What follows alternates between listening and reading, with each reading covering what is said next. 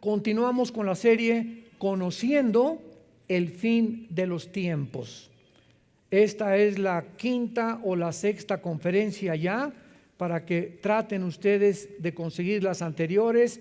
Es una serie donde estamos ubicándonos bíblicamente, escatológicamente, y ojalá que todos tengan ahorita su Biblia en sus piernas, así abierta, con una revista, con un cuaderno, con una pluma, un lápiz, porque vienes a la iglesia a aprender. Y es horrible llegar a la iglesia y estar esperando que te pongan ahí un versículo, está muy bien, pero estos estudios necesitan, ¿verdad?, que tú estés en contacto con la palabra de Dios. Dichosos y felices todos ustedes que en esta mañana trajeron sus Biblias. Muy bien, en el libro de Oseas, en el Antiguo Testamento, el libro de Oseas, capítulo 5, versículo 15, y el capítulo 6, versículo 1 y 2, encontramos dos días proféticos para que puedan ustedes más o menos entrar en razón respecto a la forma como estamos desarrollando esta serie. Les recuerdo que en la Biblia existe la semana de 7 días. Nadie puede explicar quién impuso la semana de 7 días en el mundo. Nadie, más que la Biblia. ¿Por qué son 6 días y el séptimo descansar? 6 por 1, 6 por 1, 6 por 1. Desde el punto de vista nutricional y desde el punto de vista de la salud, Dios en su misericordia sabe que el cuerpo humano necesita descansar. Y cuando un ser humano no descansa el séptimo día, después de 6 días de trabajar, y si tú trabajas el domingo, bueno, el lunes es tu día de descanso, ya no hay ningún Shabbat obligatorio. Esto es importante recordarlo. Ya no tiene que ser el sábado. El cristianismo tiene el día primero de la semana, que es el domingo, porque Pentecostés vino en domingo, Cristo resucitó en domingo. Los apóstoles comenzaron a juntarse ya no el sábado sino el domingo, recogían las ofrendas el domingo, etcétera, etcétera. Y muchos trabajan el domingo, entonces el día de descanso es el lunes. La cuestión es que trabaja 6 días y trata el séptimo día de no hacer nada. ¿Saben qué es nada? Exactamente, nada.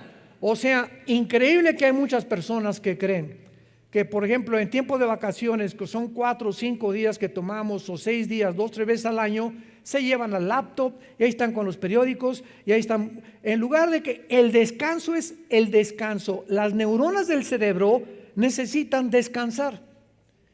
Y cuando tú le pones demasiada presión a estar piense y el día de semana no dejas de trabajar, o estás que el trabajo y por allá y dices, no voy a preocuparme ya de nada, mañana Dios ya proveerá, ya mañana será otro día, a lo mejor ni amanezco mañana, hoy voy a disfrutar a mis nietos, a mis hijos, vamos a ir al boliche o una buena película o a caminar por Chapultepec o no sé lo que quieras hacer, pero no hagas nada para darle a tus neuronas el tiempo de la recuperación que necesitan para que no acabes en un psiquiátrico. Entonces, esto es desde el punto de vista de la salud y nutricional. En el aspecto teológico, estos 7 días de la semana, Israel tenía también días de años. En otras palabras, los 7 días se convertían en 7,000 años, porque dice el Salmo 90 y 1 de Pedro capítulo 3, que para Dios un día es como 1000 años. Entonces, si Dios estableció 7 días para que pudiéramos regir nuestra vida normal y trabajar 6 días y descansar el séptimo, de la misma manera, en el plan profético de Dios, la historia de la humanidad va a durar 6,000 años. Y ahorita, desde que Adán y Eva pisaron este mundo hasta Abraham, hubo 2,000 años, si lo quieres ir apuntando. De Adán Abraham hubo aproximadamente 2000 años. De Abraham a Cristo hubo 2000 años. Y de Cristo a nuestros días, la iglesia lleva aproximadamente 2000 años. Muy bien. Si estamos cerca del año 6000, ¿por qué no sabemos si son exactos? Porque a principios de la historia de la edad de Cristo a nuestros días, se cambió el calendario.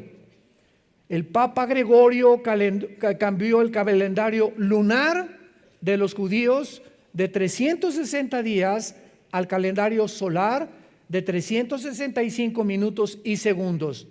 Entonces, en este cambio entre los 60 y los 65, se perdieron años bisiestos, etcétera, etcétera, pero de alguna manera nos encontramos al filo de que se cumplan los 6000 años. Y estos 6000 años, que son de Cristo a nuestros días, aparecen en la Biblia. Síganme con muchísimo cuidado, porque esto es lo maravilloso de esta serie profética, que nos va a ayudar a saber si realmente nos encontramos en los últimos tiempos. Estos 2000 años que aparecen en el final tiempo profético de Dios, aparecen en el Nuevo Testamento como 2 días.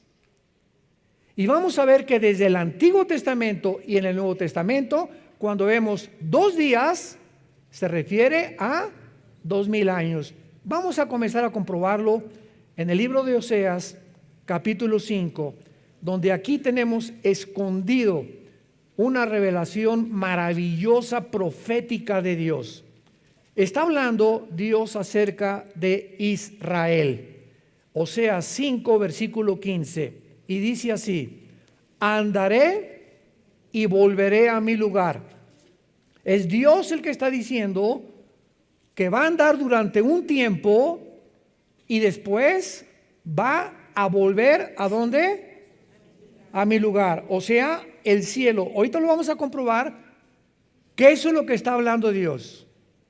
Les dije, síganlo con cuidado y saquen su lupa. Hasta que reconozcan su pecado y busquen mi rostro, en su angustia me buscarán. Dice Dios, voy a andar entre ustedes y me voy a ir. Y voy a regresar cuando Israel reconozca su pecado y busquen mi rostro. ¿Se acuerdan a Cristo cuando entró en su burrito a Jerusalén? Jerusalén, Jerusalén, que matas a los profetas, como la gallina quise buscar a los pollitos y meterte bajo mis alas, pero no me volverán a ver hasta que digan Baruch Hashem Adonai Eloheinu, bendito el que viene en el nombre del Señor. No me buscarán hasta que me reconozcan que yo soy el Mesías. ¿Y cuándo va Dios a reconocer, cuándo Israel va a reconocer a Jesús? Después de los 2000 años. Cuando termine la época de la iglesia, viene la tribulación, y en estos 7 años Israel se convertirá a Jesucristo. Y lo dice el versículo 15, en su angustia me buscarán, que serán los 7 años de la tribulación. El tiempo de angustia, Jeremías 37 de Jacob, que en el Nuevo Testamento se llama la tribulación. Continuemos en el capítulo 6. Vengan, y aquí ya hay muchísimo más profundidad, y volvamos a Jehová, porque Él arrebató y nos curará, hirió y nos vendará. Escuchen, nos dará vida después de 2 días, que no pueden ser de 24 horas, lo vamos a comprobar. En el tercer día nos resucitará y viviremos delante de Él. En 3 versículos se describe todo el panorama de Dios para Israel. Ahora, veamos esto con mucha más claridad. Noten ustedes en el versículo 2 que hay 2 términos que no significan lo mismo. porque ocurren en tiempos diferentes. El primero es tener vida y el segundo es resucitar. La promesa de que dice nos dará vida se cumplió en 1948 del siglo pasado, cuando los judíos regresaron casi cerca de 2000 años exiliados y dispersados por el mundo a establecer el Estado libre y soberano de la nación de Israel. Ahí Israel renació nacionalmente, pero no espiritualmente. Regresaron a su tierra, pero no se convirtieron y todavía no se convierten, aunque hay un movimiento impresionante ya en el mundo de cantidad de judíos étnicos que están aceptando a Jesús como el Mesías, que son los primeros frutos de los que se van a convertir con los 144,000 judíos que van a predicar en el tiempo de la tribulación. Bueno, entonces veamos esto, que la promesa que se hace aquí de tener vida es una referencia directa a el renacimiento de Israel como nación, si lo quieren apuntar. Y nos preguntamos, ¿qué otra nación en la historia del mundo ha vuelto a nacer después de haber estado exiliada de su tierra por más de casi 2000 años a través de la historia? ¿Qué nación ha podido igualar a Israel para renacer después de casi 2000 años? Y este milagro de este renacimiento de Israel se profetizó en Isaías 66:8, escrito hace 2700 años. ¿Quién oyó semejante cosa? ¿Quién vio tal cosa? ¿Concebirá la tierra en un día? Pregunta el Espíritu Santo, ¿nacerá una nación de una vez? Pues en cuanto Sión estuvo de parto, dio a luz sus hijos. Entonces, Israel, damas y caballeros, señores sociólogos que nos visitan, antropólogos, historiadores, es la única nación en la historia que no ha tenido comparación con ningún estado, con ninguna nación que haya podido, ya no digamos todas las generaciones, por casi 2000 años, ninguna nación en una sola generación, que en la Biblia una generación son aproximadamente como 80 años, de acuerdo al Salmo 90 también, no ha podido ninguna nación en la historia regresar a su religión, a su estado, a su lenguaje. No lo perdieron el hebreo, mezclado con algo de arameo, como en 1948 ante los ojos expectantes del mundo. Me voy a adelantar un poquito porque las primeras dos guerras mundiales, la primera guerra mundial preparó a Israel para su tierra y la segunda guerra mundial preparó a la tierra para los judíos. Increíble que tuvo que haber dos guerras mundiales para que en la primera guerra mundial los ingleses les quitaran al Imperio Otomano de los turcos el control del Medio Oriente. Cuando en 1923 los ingleses, el general Alibay, entra a Jerusalén y sacan a los turcos y se acabó el Imperio Otomano turco que había prevalecido casi 500 años. Y de 1923 a 1945 los ingleses tenían el control del Medio Oriente. Acaba la Segunda Guerra Mundial en 1945 y la Liga de Naciones, que después se convirtió en las Naciones Unidas, decretan que los ingleses se salgan y que Israel tome posesión de su tierra soberanamente, convirtiéndose en un estado. Entonces vemos cómo a través de toda la historia Dios trabaja por etapas. Dios va preparando tu vida igual que las naciones. A ti te prepara tal vez de los 15 a los 20 años para que estudies algo o para que vivas con una familia o para que hagas esto, sin que tú te des cuenta, el periodo que tú estás atravesando en tu vida te está preparando para la segunda etapa. Pues es que yo me divorcié, hermano. Bueno, ese divorcio te va a ayudar si aprendes, y esa caída y ese problema y ese fracaso en tu trabajo te va a ayudar para la próxima etapa si tú te mantienes, como decía mi esposa Marta, con la presencia de Dios en tu vida. Aléjate de Dios y olvídate de Dios por los problemas que tienes y pierdes, abortas tu llamado. Te sales del camino y te puedes quedar como los judíos en el Antiguo Testamento, 40 años dando vueltas. En la geometría, un círculo es un punto donde tú partes y regresas al mismo punto. Nunca llegas a ningún lado. Siempre en ciclos tu vida. Eres igual que hace 4 años, igual hace que 10 años. Tu vida no ha podido cambiar. ¿Y sabes por qué no ha podido cambiar? Porque te gobernó la amargura. Un cristiano amargado no avanza ni una pulgada en su vida espiritual. No me importa que me violaron, hermano, mi papá fue esto y mi mamá fue esto y me divorcié y la gente no me quiere y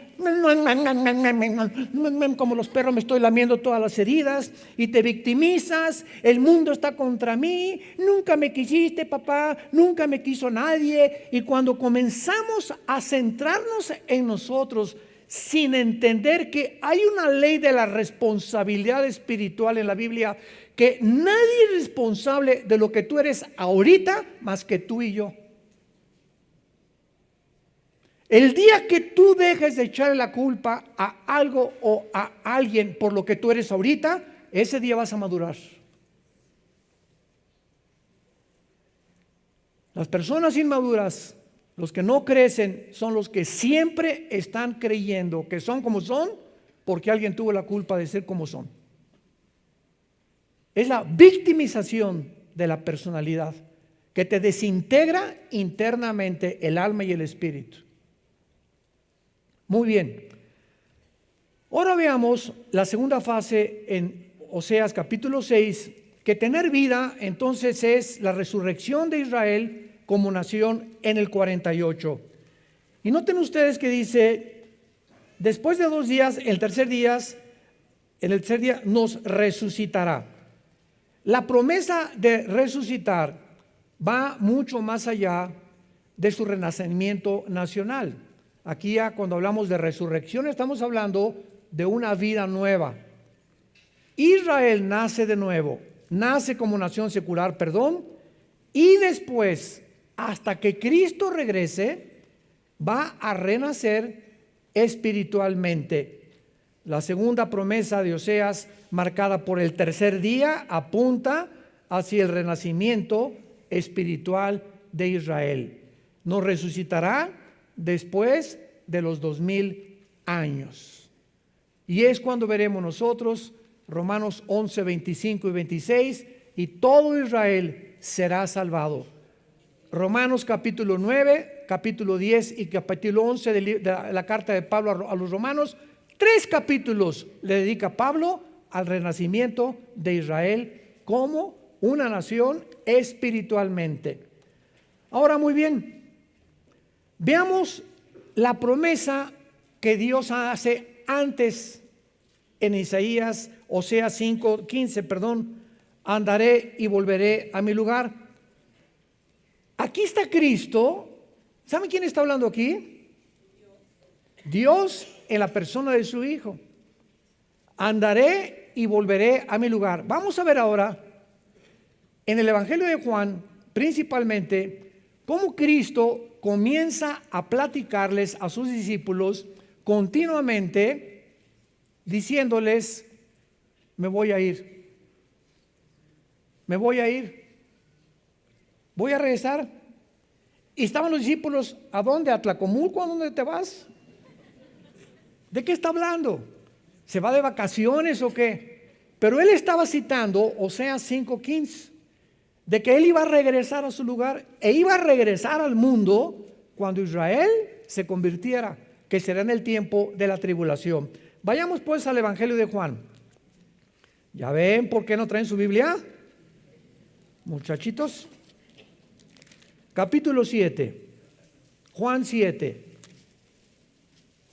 Entonces Jesús dijo, Juan 7:33, todavía un poco de tiempo estaré con ustedes e iré al que me envió.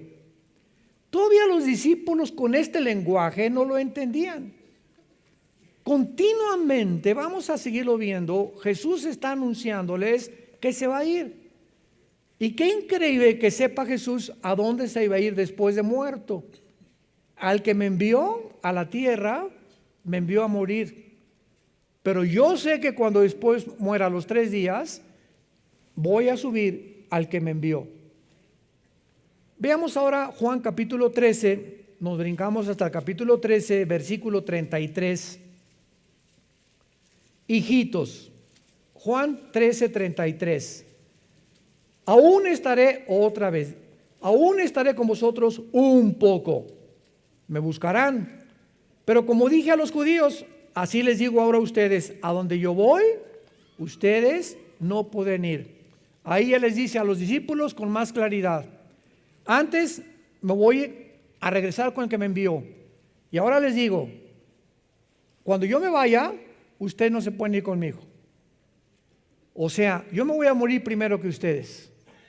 Ustedes me van a alcanzar después, todavía no se lo revela, pero quiero decirles ahorita que a donde yo voy ustedes no van a poder ir. Y más confusión trajo a los discípulos. ¿Y ahora por qué nos quiere dejar huérfanos? ¿A dónde quiere ir que no nos quiere llevar con él? No tenían la idea todavía de la dimensión espiritual que Jesucristo estaba mencionando. Juan capítulo 14.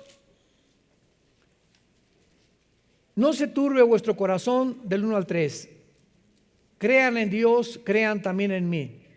En la casa de mi Padre muchas moradas hay. Si así no fuera, yo os lo hubiera dicho. Voy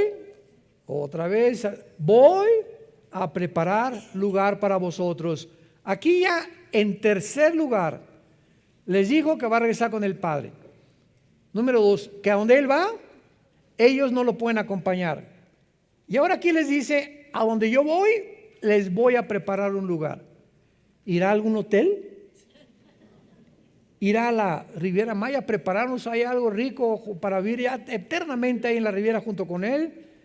Y aquí los discípulos, más que cualquier otra cosa, entraron en un estado de ansiedad por no entender espiritualmente las palabras de Jesús. Y en el versículo 3 les dice, y si me fuere y os prepararé lugar, vendré otra vez. Aquí está hablando del arrebatamiento de la iglesia. ¿Cómo sabemos que no está hablando de la segunda venida, que es otro evento completamente diferente? Porque dice, y os tomaré a mí mismo. Esta palabra en el griego, paralambano, implica tomar así con fuerza. Y esta palabra con la palabra en 1 Tesalonicenses 4:17, el rapto, que es arpazo en el griego, arpazo se tradujo arrebatar, significa quitar con fuerza. Entonces, en el rapto viene Jesús y ¡boom! Millones de personas desaparecen del mundo. Viene a sacarnos del mundo y Él no pone los pies en el mundo. Él es del cielo, nos saca del mundo y nos reunimos con Él en el espacio cósmico. Y ya que estemos con Él, nos vamos hacia el tercer cielo con Él.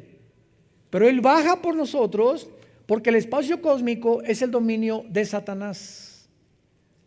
Y viene a proclamar a los ángeles caídos y a todos los poderes de las tinieblas, he venido y voy a regresar a conquistar este mundo para todos ustedes. Para que donde ustedes estén, donde yo estoy, ustedes estén conmigo. Muy bien, sin embargo, aun cuando actualmente nos encontramos en la época de la iglesia, que son estos 2000 años, esto es importante. La iglesia, amados santos de Dios, la iglesia no es la fuerza que está guiando el plan profético de Dios. La iglesia no es, repito, la que está guiando el plan profético de Dios, porque el factor crítico que Dios usa en toda la Biblia es Israel. ¿Te gustó? Todas las profecías bíblicas del final de los tiempos están relacionadas con Israel. La iglesia va a desaparecer al cumplirse los 2000 años, el rapto nos vamos. Pero aquí en la tierra siguen 7 años de tribulación, donde Dios va a tratar con Israel para que ellos puedan, en este tiempo de angustia, al final reconocerlo como el Salvador. Y ya que Israel reconozca a Jesús como el Salvador, regresamos con él en la segunda venida. Malaquías capítulo 14, pisará sus pies en el monte de los olivos. El año pasado que vayamos a Israel, vamos a ver el monte de los olivos. Se va a ver un valle de norte a sur, de occidente al oriente. Se va a hacer una cruz, un cisma como una cruz se va a hacer en Israel, donde nosotros bajamos con él a establecer su reino milenial. Israel es el termómetro de Dios. Con esto estoy adelantándonos para que ustedes comiencen en esta serie que estamos estudiando, entender que ahora tenemos que tener nuestros oídos y nuestro enfoque para saber en qué tiempo nos encontramos, estar en contacto con lo que está pasando en Israel. Israel es el termómetro de Dios. Dios no ha desechado a Israel, no ha dejado a Israel. Estamos temporalmente en la iglesia injertados, Romanos 11, en el olivo natural. Somos el olivo silvestre. Ellos siguen siendo el olivo natural porque de Israel, de los patriarcas, Abraham, Isaac, Jacob, Judá, viene todo esto escrito. Los apóstoles que escribieron la Biblia nacieron en Tlalnepantla, nacieron en Israel, eran judíos, la primera iglesia cristiana fue judía, y por eso en Romanos Pablo dice, el evangelio es a los judíos primero y después a los gentiles. Primero Dios a los judíos y después a los gentiles. Pero como en estos 2000 años de historia, Israel continuó rechazando a Dios, continuamos nosotros predicándoles y tenemos ya gran cantidad de testimonios de judíos que están convirtiéndose a Jesucristo. A la iglesia no se le dio un tiempo específico de duración para que nosotros estuviéramos en la tierra. Escuchen lo que acabo de decir. La Biblia no menciona cuántos años la iglesia va a durar. Estamos creyendo que 2000 años para Israel, pero escuchen esto. Si llegamos al año 2000, que es cuando Dios comienza la tribulación, podemos ser sacados nosotros o arrebatados 6 meses antes de que el anticristo firme el tratado, 1 año antes, o el rapto puede venir 5 años antes y pasar 5 años antes hasta que el anticristo firme el tratado. La iglesia no tiene el día y la hora, nadie sabe cuando Cristo viene por nosotros. Nadie se atreva a decir en tal fecha o en tal día Cristo viene. No sabemos. Sabemos los tiempos y nos encontramos en los tiempos. Que de eso se trata esta serie. Pero el día y la hora no lo sabemos. Pero para Israel el tiempo está contado cronológicamente por las profecías bíblicas. Ahora vamos a comenzar a estudiar estos 2 días en el Evangelio de Juan, que vamos a comprobar que Cristo no se refería a 2 días de 24 horas. Para corroborar que cada vez que Jesús mencionaba 2 días, se estaba refiriendo a 2000 años en relación con la nación de Israel. Juan 4 con la mujer samaritana. La Biblia menciona en el Evangelio de Juan 2 periodos de 2 días durante el ministerio de Jesús, que son símbolos proféticos. ¿Quién se podría imaginar eso, verdad? Vamos ahorita 2 días y y tienen implicación profética. Cristo no dice 3 días, 4 días al azar o por coincidencia. Cada día, cada coma, cada número que la Biblia menciona tiene un significado profético. No es al azar. Todo lo que Dios ha escrito tiene un significado y nosotros somos los responsables en escudriñar, en investigar, en poder resaltar. Y cuando el Espíritu Santo te ve que traes tu Biblia el domingo y que de veras eres una persona de la Biblia y tienes en tu oficina una Biblia, en el baño una Biblia, en tu recámara una Biblia, y que estás buscando siempre la palabra de Dios, Dios se va a revelar a tu vida. Porque dice Deuteronomio 4, me buscarás cuando me busques con todo tu corazón. Pero vienes aquí con el Calimán. Ahí traes el periódico contigo ahorita. A ver quién gana, Monterrey o América. Vive la América. Independientemente, ¿verdad? Bueno, este es un chiste nada más. Juan 4, versículo 40.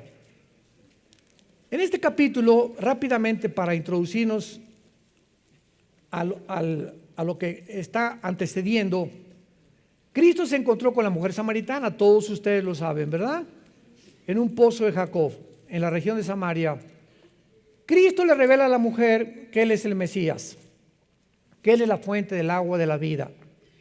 La mujer gozosa era una mujer inmoral, llevaba 5 matrimonios, con el que vivía en amaciato. Cristo no la condena, era ignorante, pero era una mujer religiosa, porque comenzó a cuestionar a Cristo. Ustedes adoran allá y nosotros acá. O sea, ¿qué religión es la verdadera? Unos que los mormones, otros que los hindúes, otros que estos. ¿Hay alguna religión que se puede decir cuál es la verdadera? Una pregunta muy válida que hizo la mujer a Jesús. Y la respuesta de Jesús fue, mujer, créeme. ¿Cómo sabemos cuál es lo verdadero? Créele a Jesús. Ve lo que dice la Biblia a Jesús. No hay ninguna religión, Él no vino a fundar ninguna religión. Él vino a que le creyéramos que sus palabras son espíritu, son vida y vida eterna. Y eso te librará y te hará libre de las religiones, de las tradiciones, del paganismo, etcétera, etcétera, si le crees a Jesús. Bueno, entonces esta mujer corre con los samaritanos. Acuérdense que los samaritanos eran enemigos de los judíos, porque los samaritanos, o sea, la región de Samaria está hasta la mitad de Israel y lo que sigue la región de Galilea. Entonces, a ver, aquí así rápidamente, Israel está dividido en Judea, Samaria y Galilea. El sur, que es Judea, es el Mar Muerto. Cuando vayamos al Mar Muerto el año que entra en junio, les apuesto lo que quieran, que las mujeres no se van a querer ir de ahí. ¿Saben por qué? Porque las cremas del Mar Muerto embellecen a la mujer. Son las cremas y el lodo que hay, se acuestan en el lodo, ahí se quedan a dormir las mujeres y se revuelcan para acá y para allá y por acá, porque el Mar Muerto tiene los minerales más increíbles que hay. A las tiendas de cremas, bueno, ahí se vuelven locas las mujeres comprando cremas para la cara y para las uñas y para lo que sea. No, para las uñas no, ¿verdad, gorda? Bueno, yo no sé de esas cosas. Pero cuando fuimos la vez pasada, ¿verdad? No querían un día más las mujeres. Les dije, no, se someten. Muy bien, los samaritanos entonces se habían mezclado con judíos y los judíos los tenían marginados porque no eran puros. Estaban mezclados con los gentiles. ¿Cuándo fue esto? Cuando los asirios, 700 años antes de Cristo, se llevaron cautivos a las 10 tribus de Israel a Siria. Y entonces desde hace 2700 años hasta nuestros días, los judíos están en el mundo entero sin que sepamos a qué tribu pertenecen. Por eso hay judíos mexicanos, guatemaltecos, italianos, salvadoreños, ingleses, franceses, africanos, de Etiopía, en fin, están regados por todo el mundo sin que se sepan muchas personas que tienen su origen en una de las tribus de Israel. Muy bien. Entonces la mujer corre con los samaritanos. ¿Qué creen, verdad? Hay un profeta, estoy seguro que es el Mesías, etcétera, etcétera. Y entonces le piden a Jesucristo que por favor se quede con él. Y dice el versículo 27 de Juan capítulo 4.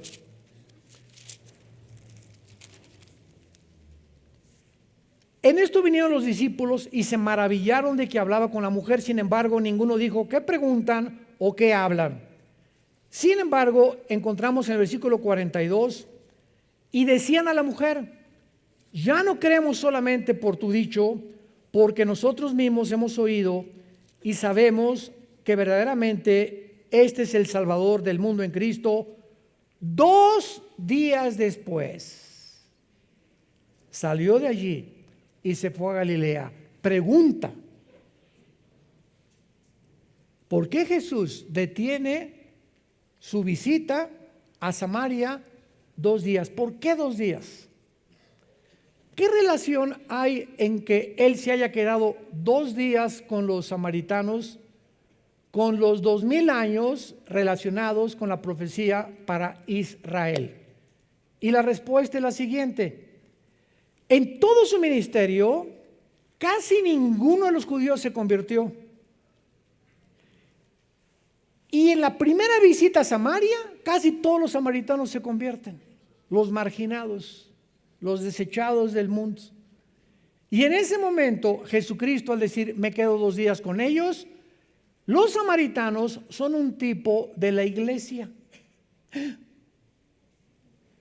Ellos eran mezclados, gentiles con judíos, y la iglesia, ¿cómo está mezclada en el siglo XXI? Gentiles con judíos también. Y cuando Jesús dice, me quedo 2 días con ustedes, está hablando proféticamente que después de los 2000 años vendría Dios a establecer su trato con los judíos. Qué impresionante que es en un ministerio de 3 años y medio, donde la mayoría eran judíos, se rehúsan a creer en él, y en un solo día en Samaria todos los gentiles casi creen en él. ¿Qué significado tenía, verdad? Que la época de la iglesia está mezclada también, pero predominantemente de gentiles.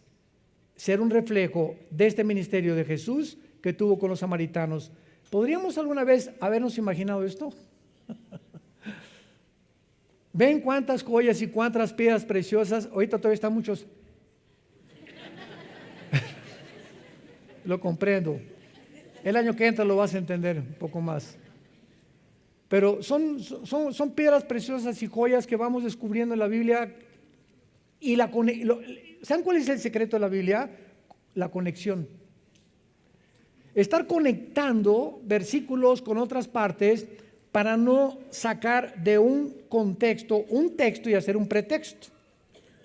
Esta es la razón por la cual hay tantas sectas que sacan un versículo sin tomar en cuenta otras partes de la Biblia, y entonces si no tienes el rompecabezas completo, no puedes enseñar la Biblia, porque estarías enseñando herejías.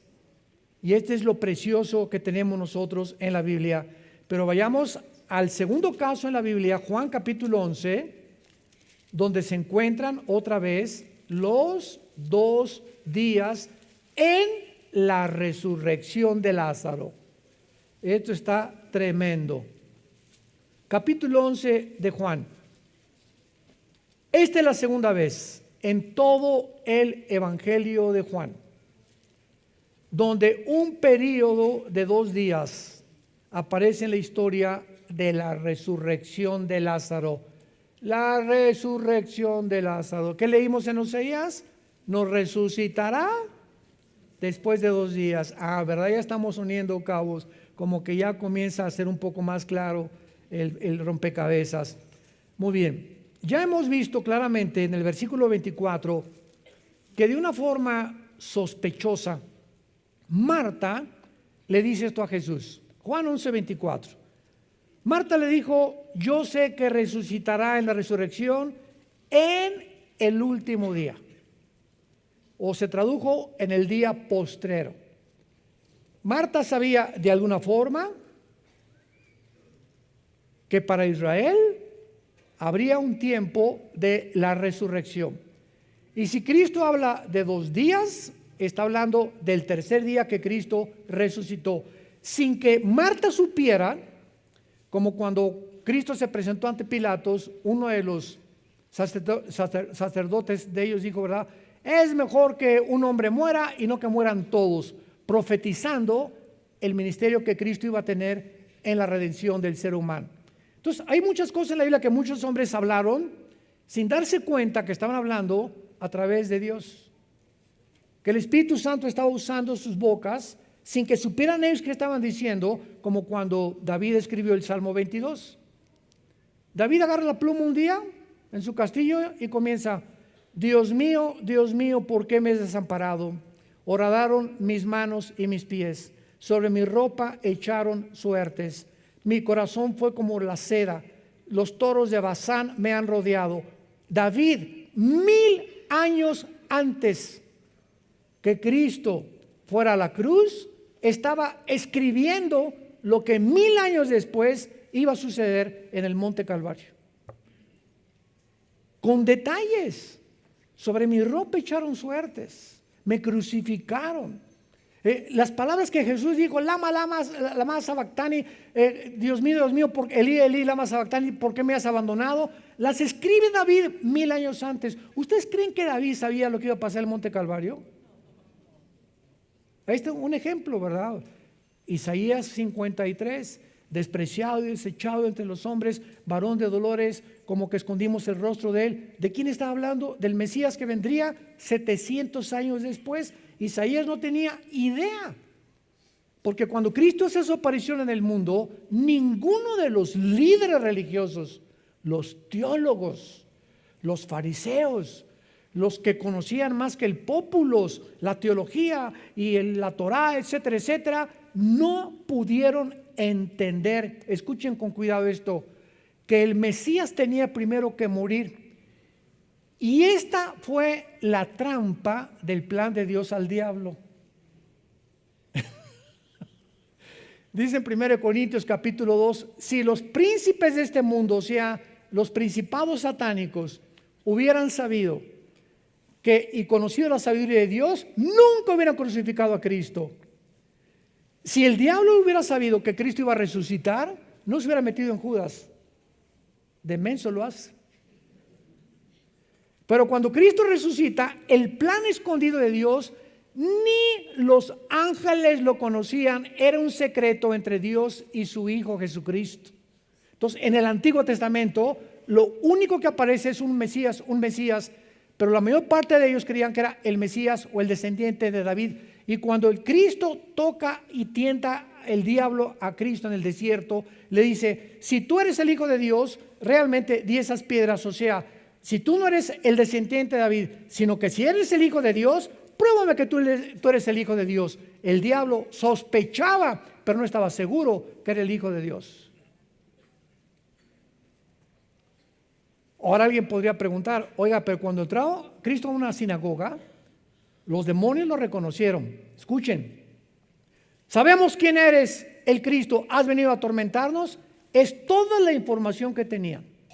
Sabemos que eres el Mesías, el Cristo, que significa el Mesías, pero no sabían el plan, que tenía que morir. Oye, hermano, pero después de cuando les comenzó a preguntar a los discípulos, y es necesario que el Hijo del Hombre sea entregado en manos de pecadores y al tercer día resucite, pues el diablo no estaba oyéndolo. Escucha esto: si tú no tienes al Espíritu Santo, aunque oigas esto, no lo vas a entender. Yo puedo venir ahorita con una persona de otra religión: oye, es que María no es corredentora con Cristo, los santos no pueden perdonar los pecados. Aquí está en tu Biblia. No, es mi religión, no voy a rechazar mi religión. Ahí está, y no lo ven. ¿Cómo lo explicas? hasta que el Espíritu Santo entre a nuestra vida y nos abra el entendimiento, podemos tener la luz y no ser iluminados. No hay peor ciego que aquel que tenga la luz enfrente y no es que no pueda ver, no la quiere ver. Tú le puedes convencer, como lo he hecho en los debates con los ateos, que el ateísmo es insostenible filosóficamente, que la teoría de la evolución que se enseña en las universidades a nuestros hijos es anticientífica, antibiológica, antigenética y contra la primera y la segunda ley de la termodinámica. Y los maestros les dices, pero ¿cómo estás enseñando algo que tu misma ciencia, que te jactas en que eres científico y que esto es una religión? La ciencia te demuestra que la teoría de la evolución es imposible. ¿Pero qué hay? ¿Por qué no cambian de un bando al otro bando? Simplemente porque el orgullo intelectual es más grande que la verdad. Detiene la verdad. Romanos 1. Habiendo conocido a Dios, no le quieren glorificar como Dios ni darle gracias. Se envanecen en sus razonamientos y profesando ser sabios, se vuelven necios. La Biblia nos explica la conducta psicológica del ser humano en todos sus sentidos. Muy bien. Entonces Marta le dice, en el último día vas a resucitar. Y Lázaro se enferma gravemente. Sabemos que eran los mejores amigos de Jesús. Marta, María y Lázaro eran 3 hermanos. Y supuestamente esta familia era de mucho dinero. Eran de las familias más pudientes que había en Israel. Y siempre estaban a Cristo hospedándolo en su casa, dándole de comer. Seguro que hasta una habitación especial la tenían para él, etcétera, etcétera. O sea, era como un amigo íntimo Jesús de Marta, María y de Lázaro. Imagínense ustedes cuando le van a avisar a Jesucristo, Lázaro está gravemente enfermo. Dice el versículo 3 del capítulo 11, enviaron las hermanas para decir a Jesús, he aquí el que amas. O sea, el Espíritu Santo pone énfasis en que había un amor muy especial de Jesús por Lázaro, principalmente por Lázaro, al que amas. Cuando lo oyó Jesús dijo, esta enfermedad no es para muerte, sino para la gloria de Dios, para que el Hijo de Dios sea glorificado por ella. Hasta ahí sabemos que Cristo detiene su visita, no 3 días, no 4 días, lo vamos a ver, con el propósito de que muera Lázaro. El plan de Dios era que Lázaro muriera. El plan de los hombres era que viviera y que no se muriera de esa enfermedad. Pero los pensamientos de Dios no son nuestros caminos y son más altos que los de nosotros. Entonces hay muchas decisiones de Dios que Él toma que van mucho más allá de lo que creemos que sería mejor para nosotros. Es como hace poco me dijeron una persona que querían ir a resucitar a un muerto y les dije, miren hermanos, si don Pancho Pistolas resucita, ¿saben lo que va a pasar? Que abriendo los ojos va a decir, devuélvanme. Por el amor de Dios, estaba mucho mejor que en mi rancho. Estoy mejor que en este mundo de sufrimiento. La muerte es la liberación del alma y del espíritu para estar en un lugar que ni nos imaginamos y queremos traerlos de vuelta. Solamente para que esté conmigo, porque lo extraño. Y claro que es lógico eso, ¿verdad? Y quisiéramos que no perdiéramos a los seres queridos. Pero cuando el cristiano sabe que una persona de la familia ha partido con el Señor y está en un lugar 1000 veces mejor que en este mundo, ese es un consuelo que te da para tener paz en tu vida y seguir viviendo para Cristo y no vestirte de negro 5 años. Muy bien. Entonces le envían a Jesucristo y dice el versículo 6, cuando oyó pues que estaba enfermo, se quedó 2 días en el lugar donde estaba. ¿Por qué 2 días? Siempre pregúntate en la Biblia, ¿por qué? ¿Por qué? ¿Por qué? ¿Por qué es esto? El mundo de los por qué que pertenece a los niños. ¿Por qué los globos se elevan, papá? ¿Por qué en el avión veo como hormiguitas a la gente? ¿Por qué esto? ¿Por qué el otro? ¿Por qué se hace caliente el agua? ¿Qué es lo que calienta el agua? ¿Por qué el agua se evapora? Y los niños tienen 1000 preguntas y crecemos, llegamos a los 50 años y dices, ya lo chepo todo. Qué feo, ¿no? Cuando hay tiempo de preguntas y respuestas en los seminarios que tenemos, veo cantidad de cristianos que no tienen preguntas. ¿Cómo no lees la Biblia? Oye, leo la Biblia y 1500 dudas salen. Nunca podremos conocer la respuesta a todas las dudas, seríamos dioses. Entonces, mientras estemos en un mundo limitado y la mente de Dios, que es la palabra de Dios, tendremos 1000 dudas. Y el secreto es no quedarte con las dudas, investigar, preguntar, porque Dios quiere responderte. Entonces se queda 2 días y la pregunta es ¿por qué? ¿Por qué 2 días se queda Jesús en Betania? Intencionalmente Jesús retrasa su viaje. Ni siquiera acabé y miren, ya están. Qué malintencionados, ¿verdad? Para manifestar el poder de Dios en la resurrección. Pero tenemos aquí algún tono profético para su retraso de 2 días. Es la pregunta que tenemos que contestar. Ya sabemos que los 2 días para que resucitara y corroborar que al tercer día también le iba a resucitar, porque entonces al tercer día resucita Cristo a Lázaro, proféticamente anunciando y señalando su resurrección. Pero ¿habrá algún tono profético relacionado con los 2 días de Israel? ¿Está Lázaro representando simbólicamente a Israel? ¿O estaba Jesús insinuando nada más que la muerte de Israel, o que la muerte de Israel como nación duraría 2 días? La resurrección de Lázaro fue un milagro. ¿Quién lo puede negar? Pero solo fue una resurrección física, porque recuerden que él resucitó y volvió a morir. El primero en haber muerto sin haber resucitado, sin regresar a la vida, ha sido Jesucristo. Todas las resurrecciones que tú veas en la Biblia volvieron a vivir. O sea, no estaban desconectados del espíritu. Una vez un cardiólogo, amigo mío en Toluca, hace como un mes me mandó un correo. Me dice, Armando, tengo testimonios de personas que están siendo resucitadas en las salas de emergencia. Y yo le contesté, no estaban muertas. ¿Cómo si el corazón les dejó de latir? Y hasta pudimos saber que el cerebro no les funcionaba. Le dije, bíblicamente, Santiago capítulo 1, el momento que el espíritu separa el cuerpo, sobreviene la muerte. Esas personas no resucitaron, no se habían muerto. El espíritu estaba todavía sobre ellas. Así que no resucitaron a ellas, simplemente Dios, el espíritu lo volvió a meter para que siguieran viviendo. No es hasta que el espíritu se separa bíblicamente del cuerpo que sobreviene la muerte clínica. Mientras tanto, le dije, me dijo, tienes toda la razón. Y este hermano es un cardiólogo de mucho respeto en el Estado de México. Entonces vemos nosotros que la resurrección de Lázaro fue un milagro, pero fue solamente una resurrección física. No recibió la inmortalidad de su cuerpo glorificado, o sea, que no volvería a morir. El espíritu de Lázaro aún está esperando la resurrección y la glorificación junto con nosotros. Después de 2 días, Israel ha sido resucitado, como lo leímos en el libro de Oseas.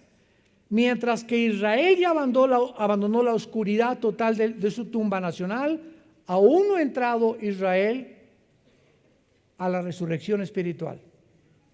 ¿Se acuerdan de Oseas? Nos darás vida y después la resurrección. A Lázaro se le dio vida, pero su resurrección está esperando hasta el día de Jesucristo. Entonces, en estos 2 días, Cristo corroboraba y confirmaba a Israel que verdaderamente el plan para él era que las profecías se cumplieran hasta después de 2000 años. ¿En qué tiempo nos encontramos? Estamos así de los 2000 años.